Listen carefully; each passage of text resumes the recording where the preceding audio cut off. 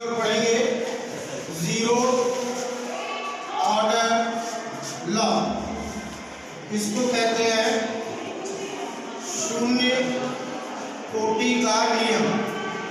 According to this law suppose करिए दो body है, एक है ए और एक बॉडी है बी, और ये दोनों थर्मल इक्विलिब्रियम तापीय साम्य में है। इसमें है थर्मल इक्विलिब्रियम, मतलब इनके ताप समान है। सपोज दैट इन दोनों में से कोई एक की बॉडी, कोई एक बॉडी भी इसके साथ थर्मल इक्विलिब्रियम में है, तापीय साम्य में है, ताप समान है, ठीक है। तो सेकेंड बैंड जो है वो भी इसके साथ थर्मल इक्विलिब्रियम में होगी। अगर दो बॉडी में से दो बॉडी जो थर्मल इक्विलिब्रियम पर है उनके टेम्परेचर सेम है, और उन दोनों में से एक कोई बॉडी थर्ड बॉडी के साथ टेम्परेचर सेम टेम्परेचर में है, थर्मल इक्विलिब्रियम में है, तो उसका जो दूसरी बॉडी है वो भी उसके साथ किसमें होगी, थर्मल इक्विलिब्रियम में होगी। कॉमन सी बात है। दो अगर समान ताप पर है, उनमें से कोई एक तीसरे समान ताप पर है, तीसरा और दूसरा वाला वो भी समान ताप पे होंगे। तो ये आपका कहलाया that is zero order law. क्या कहलाया? Zero order law.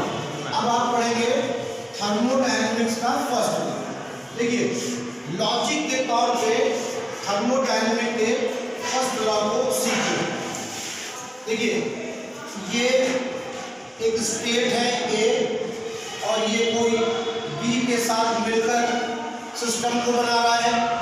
तो जाहिर बात है अगर ए से बी में इस पाथ से ये गया जहाँ पर Q1 हीट थी और जो इसने वर्क किया वो W1 था।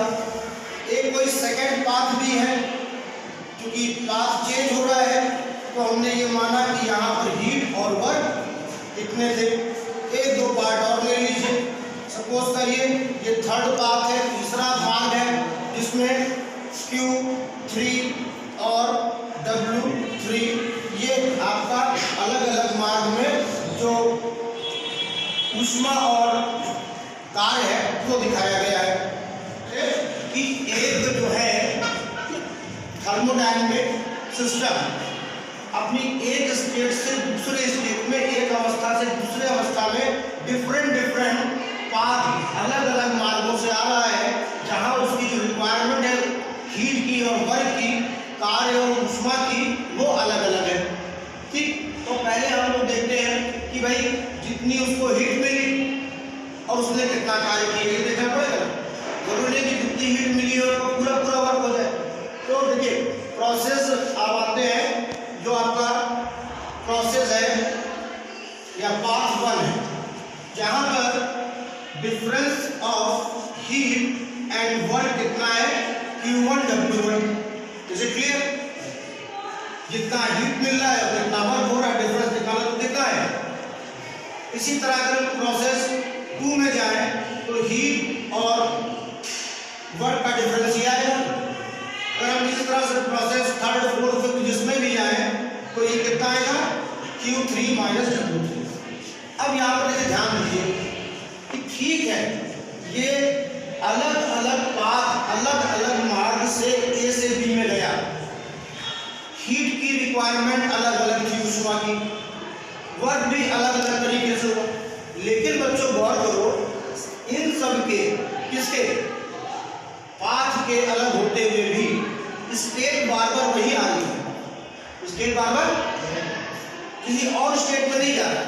मेरे कहने का मतलब है 10 - 6, ठीक है, 9 - 3, 16 - 10। देखने में सब अलग अलग है ना, देखने में क्या है, सब अलग अलग है। अगर मान लो ये Q है, W है, ये डिफरेंस कितना है, ये जाहिर बात है नतीजा तो हर बार एक ही सा मिल रहा है। इसका मतलब क्या है कि अगर देखा जाए तो इनके जो प्रोसेस था, पाथ था, मार्ग अलग अलग था, लेकिन फिर भी ये बार बार एक ही स्टेट बी में जा रहे थे। इसका मतलब है कि ये डिफरेंस, ये जो डिफरेंस है Q minus W1, Q2 minus W2, Q3 minus W3, ये आपस में इक्वल थे।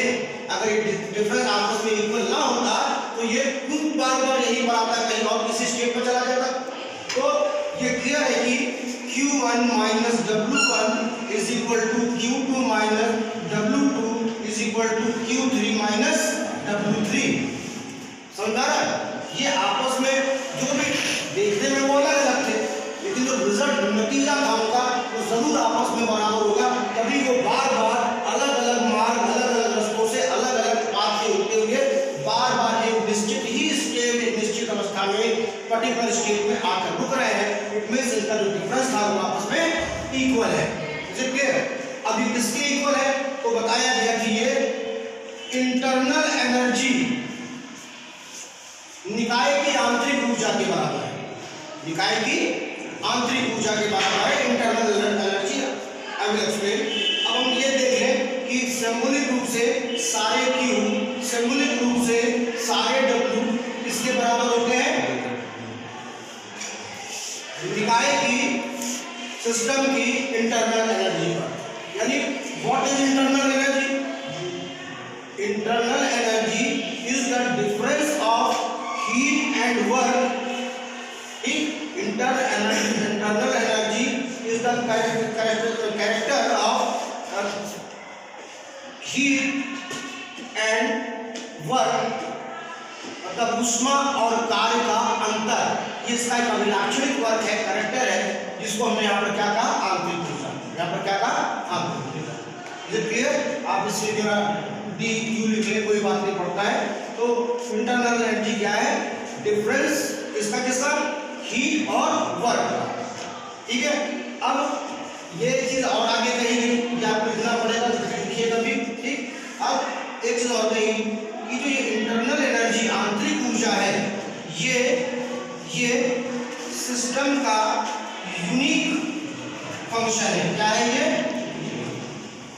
यूनिक फंक्शन, यानी इसको आदित्य फलन कहा गया। क्या कहा गया? आदित्य फलन। इसे क्यों कहा गया भाई? यूनिक फंक्शन, आदित्य फलन।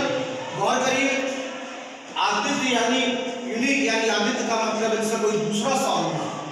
इसके पहले जब आप पढ़ रहे थे कि थर्मोडायनेमिक प्रोसेस में जो वर्क होता है वो स्टेट पर भी डिपेंड करता है और मार्ग पर भी डिपेंड करता है। पढ़ा था ना? जो भी थर्मोडायनेमिक वर्क हो रहा है वो अवस्था और पाथ दोनों पर निर्भर करता है, अवस्था और मार्ग दोनों पर निर्भर करता है, depends on the state and path. But यहाँ पर देखिए, ये इंटरनल एनर्जी क्या है?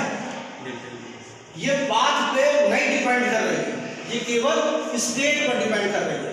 पाथ अलग अलग होते हुए भी स्टेट, जो स्टेट की अवस्था थी वो एक, यानी internal energy of a system is unique function because it depends only and only the state of system, not the path of system. ये आदित्य फलन इसलिए है क्योंकि ये केवल अवस्था पर निर्भर करता है, केवल अवस्था पर निर्भर करता है, मार्ग पर नहीं।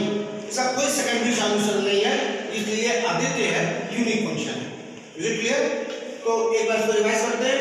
फर्स्ट लॉ ऑफ थर्मोडायनेमिक्स, आपने पहले पाथ में हीट और वर्क का डिफरेंस देखा, थर्ड फोर्थ देखा। फिर आपने ये लॉजिक, ये नतीजा यहाँ पर लगाया कि क्योंकि ये बार बार एक निश्चित पर्टिकुलर स्टेट में ही आ रहा है, इधर किसी और स्टेट में नहीं जा रहा है, ठीक है, तो इसका मतलब ये है कि भले रास्ता अलग अलग हो, उस रास्ते में हीट अलग हो, वर्क किया वो अलग हो, लेकिन इन लोग का जो डिफरेंस है वो जरूर इक्वल होगा, तभी वो बार बार एक ही पर्टिकुलर स्टेट में आ रहा है। मान लो ये पानी है, ये बर्फ है, तो ये भाप नहीं बन जा रहा है, बोलिए, वही चीज बन रहा है, चाहे मार्ग जो भी हो, ठीक, स्टेट वही है। तो इस तरीके से हम यहाँ पर स्टेटमेंट लिखेंगे कि ये डिफरेंस आपस में इक्वल है और जिन्हें बताया गया कैरेक्टर ऑफ सिस्टम, मतलब कि निकाय की आंतरिक ऊर्जा। Is it clear? और निकाय की आंतरिक ऊर्जा क्या है? कैरेक्टर है किस चीज का? Difference between heat and work. क्या है, निकाय के ऊष्मा और कार्य के अंतर को हमने आंतरिक ऊर्जा कहा है, जो कि एक यूनिक फंक्शन है, आदित्य फलन है, क्योंकि ये केवल और केवल स्टेट पर डिपेंड कर रहा है, पाथ या मार्ग पर नहीं। Is it clear?